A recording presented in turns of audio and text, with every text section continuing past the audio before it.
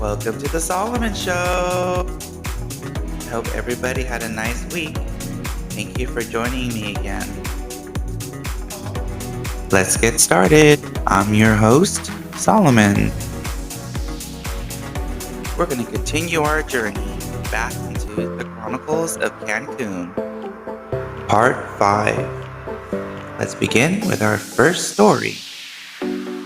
Okay, what's our next story? Am I right or am I wrong? Girlfriend, 31 female, one lived together before marriage. I, 38 male, think that's a deal breaker. I get my girlfriend. Wait, time out. Without you hearing this story, I agree with this person. You have to live together before you get married. You never know if people have weird habits, weird quirks, pet peeves that you didn't even know you had before.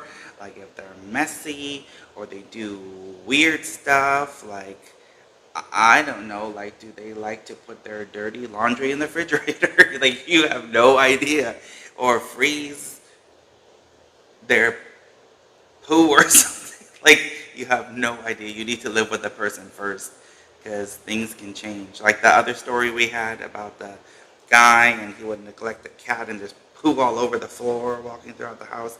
I'd be so disgusted with that too. So I'm saying he's right. That's a deal breaker for me. I don't want a surprise, especially after marriage. You're tied down and stuck, and then, oh, sorry, can't live with you. It's too late by then. Let's see what happens. I met my girlfriend when she was 29 and I was 36. We started as a casual situation. When he's 29, she's 36? I met my girlfriend when she was 29 and I was 36. Oh, okay. Other way. We started as a casual situationship and only became exclusive after several months. Some drama when I found out that we were still dating because I hadn't asked her directly. We're now been together over 1.5 years. She's introverted, doesn't really use or have social media, but most of her friends are online. I've met my family with her, but she hasn't introduced me to hers or any friends. When we first started dating, friends and coworkers would always sometimes joke that she's not the real because I wouldn't show people her profiles. She's structured and independent, gym at 5:30, work from home 9 to 5, teaches fitness classes, book clubs, hobbies like movies and roller skating. We see each other 2 to 4 times a week, almost always at my house. Wait, time out. If you've been together a year and a half, I think that's long overdue for him to meet her friends and family. Because the thing is, like, if you don't get along with the friends and the family, then there's no point even continuing the relationship because it's a package deal. I don't care what anybody says, but it's a package deal. Your in-laws can completely destroy a relationship, so you need to meet them before you even think about moving in and all that if it's been that long already. And the fact that she's hiding things from you, it kind of makes me suspicious. Like, what's going on that you haven't shown me this side of yourself? Like, what are you trying to hide? Marriage has come up. She says she's open to it but doesn't have a dream wedding and could honestly take or leave marriage if she never meets the right person. She's skeptical of the wedding industry and doesn't want a big event. Okay.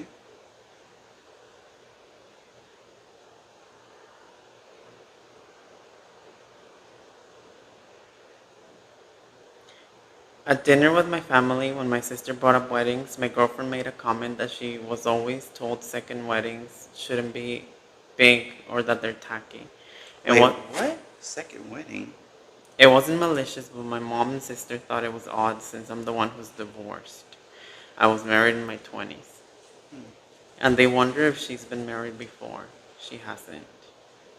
The current sticking point, her lease is ending. I own my own home. She refuses to live together before marriage, saying she doesn't want to do the trial wife duties, worries about not having tenant rights, and notes it's farther from her gym and studio. I feel like after a divorce, I don't want to marry someone without living together first. Yeah. I lived with my ex for 2 years before we got married. I do love her and we get along really well, but I haven't met many people in her life and she doesn't seem eager to merge lives. Am I right to see this as fundamental incompatibility? Or should I just bend on cohabitation if I want a marriage with her? Mm, no. It's two questions. What's the first question? Am I right to see this as a fundamental incompatibility? Or should I just I bend on cohabitation and if I want to marry her? Okay, wait, one question at a time. So the first question, one more time. Am I right to see this as a fundamental incompatibility? I don't think it's a compatibility issue at all. It's completely separate. It's about, like, do you feel comfortable or not? I mean, it's normal to live with somebody, and it's not normal to be forced into situations where you don't feel comfortable. So I think that he should just put his foot down and say, look, I don't feel comfortable marrying you if I haven't lived with you before. That's totally reasonable. And if she won't, then just cut it. I mean, it's all about compromise in relationships, and it's not like she's compromising. And not just that, but how are you going to marry somebody you don't even know? He's not even met the friends or family. Something's really wrong with this girl. I know somebody who married somebody right away. I mean, it is what it is. And I knew something was wrong. And as soon as they got married, the guy moved his mom in and she just rearranged the whole place. It was her house. Rearranged the whole place and everything while she's at work. And it was just complete blow up disaster. So you got to meet the family. And then what's the second part? Should I just bend on cohabitation if I want to marry her? No, absolutely not. You don't want to get married and then it's a disaster and then now you have to divorce. I mean, there's somebody that I worked with before. She was telling me that her divorce lasted long. The divorce process lasted longer than her marriage. You don't want to go through that. And plus, divorce can get real ugly. And I don't trust this girl. She's really sneaky because this is not normal behavior to kind of force somebody to, oh, let's get married, I have to move in with you. She sounds like a big time gold digger to me. Like, okay, your lease is up, I need to move in with you, but we need to get married because I don't want to get kicked out. I want to have tenants' rights. Who the heck said stuff like that? This red flag right here, no, absolutely not. This is a gold digger. Mm-mm. On to the next. Hit the next button. Next. It's time. It's dinner time. Dinner is ready.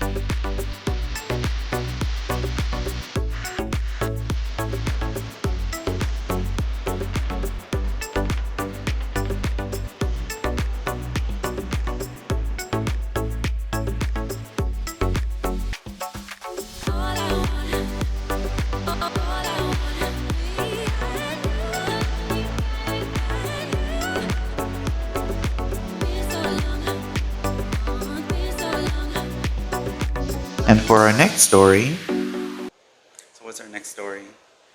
Am I right or am I wrong? Am I overreacting for leaving my girlfriend's family dinner after what her dad said? My girlfriend, 27, invited me, 28 male, to a family dinner to finally meet her parents. We've been together for almost a year, so I wanted to make a good impression. Dinner started out fine until her dad started asking me about my job.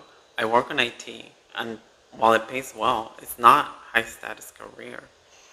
After a few questions, he smirked and said, so basically you just sit behind a computer all day. Not exactly the kind of guy I imagined for my daughter. Everyone kind of laughed awkwardly. I tried to brush it off with a joke, but then he added, maybe someday you'll get a real job and you can actually support a family. I felt my stomach drop. My girlfriend just said, Dad. Wait, time out. Okay, there's nothing wrong with IT. I mean, in a way, it's like you don't have to deal with the public, so there's less stress from that standpoint. I can say that because I work with the public, so it's nice that you're going to deal with that kind of stress. It's reliable because every company needs IT help and whatnot. And if he's making good money off of it, then what's wrong with that?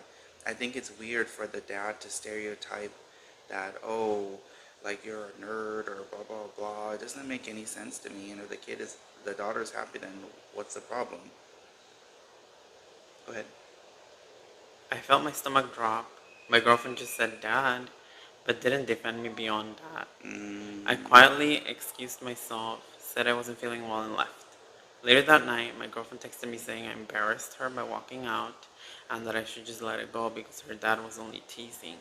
I honestly feel disrespected and don't think I overreacted, but now she's acting cold and says I owe her family an apology. oh gosh. So I say the guy is 100% right. My thing is, if your partner's not going to defend you or stand up for you, he cannot say anything. The guy, because it's her family, so it's her job to step up and be the tiger mom or whatever you want to call it, and defend the guy. But the fact that she's not means he doesn't have her support, and also for him, the dad, to make these kind of comments. To me, it says that the daughter doesn't really stand up for him behind the scenes either, because the parents already have this preconceived image of the guy that, oh, he's no good or this or that. So I think he just needs to take a step back, take a break from the relationship, and let her think about what she wants, because it's totally not cool. And I mean, if he felt uncomfortable, I would feel uncomfortable. I'm sure anybody would feel uncomfortable. And if he felt uncomfortable to the point where he left, then I think that's fine. He's being the bigger person. If everybody's laughing at him, this and that, he's basically walking the lines then. So why am I going to do that? You know what I mean? Why torture myself, this and that, over nothing? Like, I didn't do anything wrong. So yeah, totally leave. And now she's acting cold and stuff. So she's taking the family side too after what happened, embarrassed her. No, she embarrassed herself and embarrassed him. And yeah, no, I wasn't there, but I'm really bothered right now. So yeah, you're 100% right. And this girl may not be the one for you. You just need to cool off and see what she does. But if she doesn't, you don't get an apology from her, or at least some sort of understanding or support, then no. Because in relationships, you come across hurdles or events where you have to fight for your partner, fight for your relationship, and this is one of them. And she's not fighting; she doesn't care. And on top of that, she's siding with the enemy per se. I think for me, in relationships, the alliance is extremely important. It should be top priority. Now, if somebody's wrong, they're wrong, but in this case, no, he has every right to be upset. So, he's right. Right or wrong. Okay. We went a little crazy taking pictures of the pyramid. It's time for Say Cheese!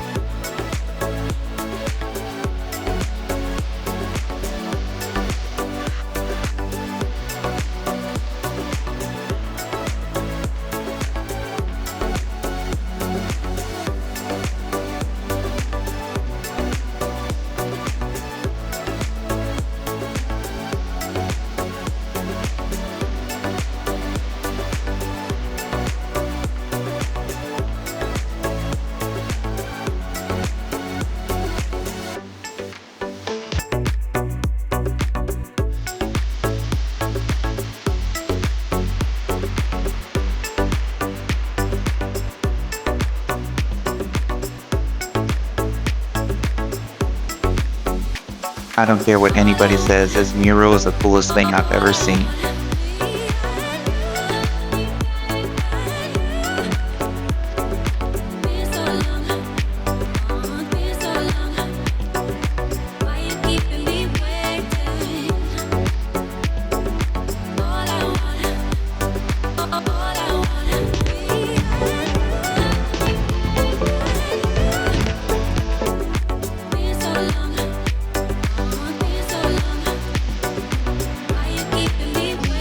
Here's our next story. So what's our first story? Am I right or am I wrong? Am I the narcissist? For context, my boyfriend 21 male and me 20 female have been talking a lot less this past few weeks because he just started a new job and also picked up a new hobby of playing basketball. While he works most of the day, when he does get off work, he likes to go play basketball and work out with his friends. I feel like I've been pretty understanding of this new routine, but this morning I brought up to his attention that we haven't spent much time together or even had a call. He said it's because Had a call? a call. How do you spell it? CALL. Oh, call. That's what I said. He said it's because he's always busy, and when I mentioned that he wasn't busy yesterday, but we still didn't talk, he blew up on me.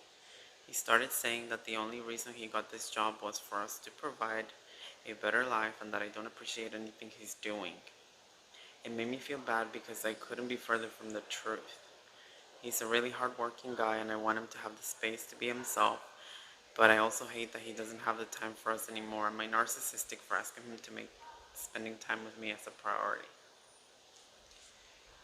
I don't know. I wouldn't say it's as far as saying that you're narcissistic, but it's coming off very selfish. It's like he's trying to upgrade to get a better job, to help contribute more, do, what a typical, stereotypical man's supposed to do. And you're getting mad, and he's taking up a hobby that is going to be a stress reliever for him because he's probably under more stress because it's a better job, and it's good exercise, whatnot. Maybe he'll make new friends, this and that. I think it's a good thing.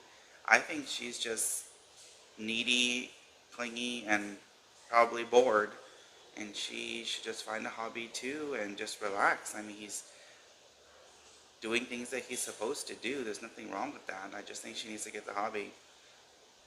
So is she right or is she wrong? I think she's wrong, 100% wrong. What do you think? Mm-hmm. Okay. After the pyramid, we went to a cenote. Check it out in Movie Magic.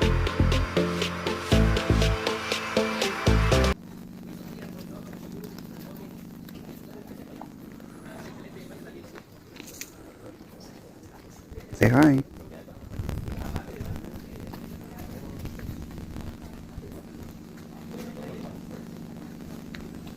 And why? Because here we have like a 50 cycles. So imagine 52, 52, 52. 10 platforms give us the 1,000 years. 20 platforms.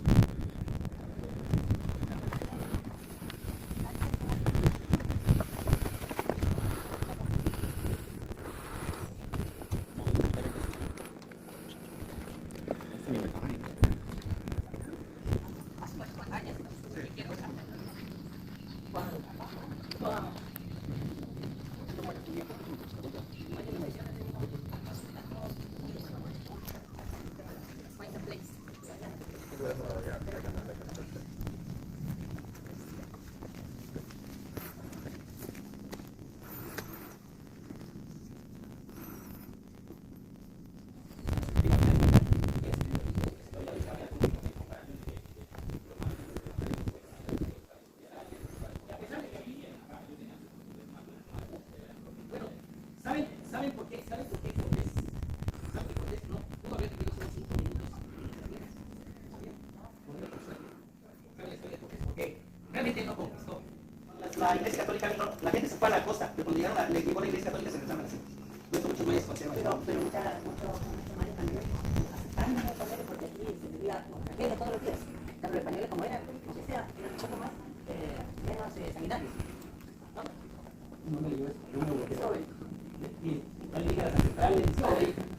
Primero díganme qué aportaron los españoles.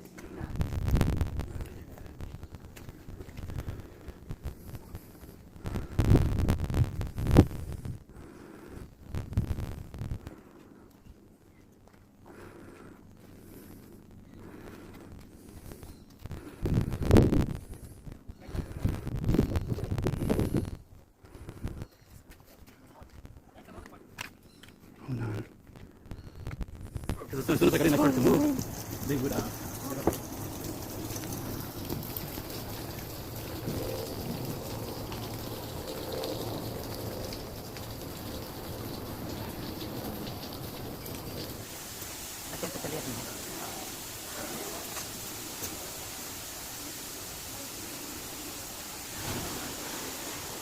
¿Cómo están?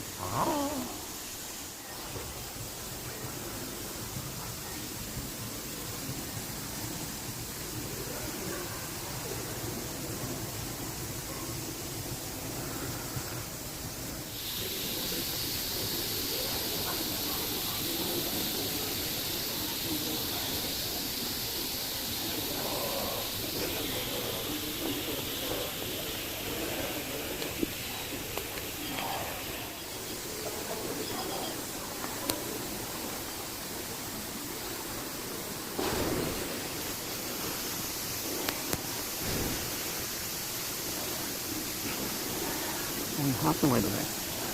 Those those buoyancy things?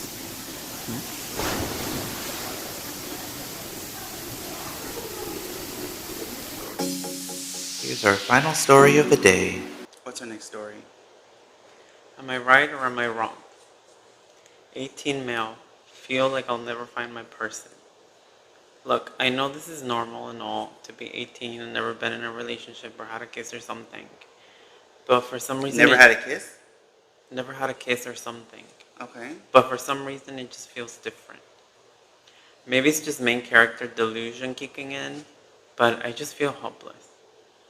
I was just at my older cousin's wedding and seeing them so happily in love and seeing my other cousins with their girlfriends and boyfriends made me feel just kind of worthless.